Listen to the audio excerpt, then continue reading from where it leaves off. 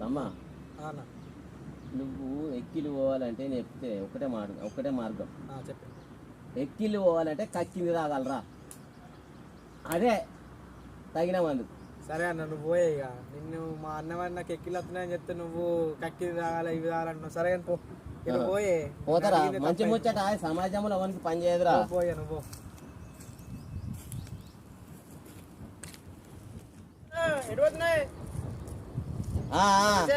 అరే నీకు తగిన సోపతలు అంత మంచి మంచిదే. ఏం లేదు ఇగో అదికి ఏంటిదో పట్టిందట చూడు. మీకైతే కలితే నేను చెప్తే ఇంటలేడు ఆడు. ఏమైంది? నమస్తే అమ్మా. అప్పటి నుంచి ఎక్కిళ్ళు ఒక్కడికే వస్తున్నాయి.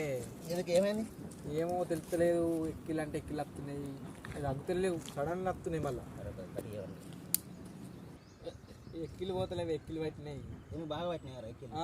అప్పటి నుంచి సాధులంతా వస్తుంది ఎక్కిళ్ళు పట్టినప్పటి నుంచి. నీకు ఒకటి చెప్పాను ఎక్కిలు పోవాలంటే ఏంటిది అన్న చెప్పు. ఇవో మొన్న అంతకుముందు కూడా మా సాయి గట్టిన పట్టినాయి. మేము గట్టిన ఆయన ఒకసారి ఆయనకి ఎక్కిలు బాగా పట్టినాయి. ఆయనకి ఏం చేసినాం, పేట బీరు చెప్పాలని తెచ్చిండు.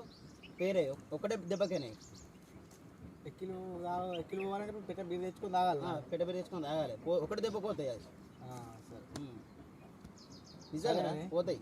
సరే సరే పెట్ట బీరు తెచ్చుకున్నాం అనుకో సీదా ఒకటి దెబ్బ పోతాయి. మొన్న కూడా గంతే అయింది మా సాయికి, అదే పరిస్థితి అయింది. సరేనే సరే పైసలు దిగి పోదాం. ఒక పెట్ట బీరు తెచ్చుకుంటే పదం అయిపోతాయి. ఎక్కిలు కూడా విక్తాయి సీదా. Okay right. చలో ఏం పెట్టాలి చేతులు? నా దగ్గర పైసలు అంటే ఇప్పుడు చేతులు లేవు కానీ నేను ఫోన్పే కొడతాను. షాప్ కాడికి ఫోన్పే కొట్టు, స్కానర్ పంపిద్దాడికి. సరేనా? Okay okay.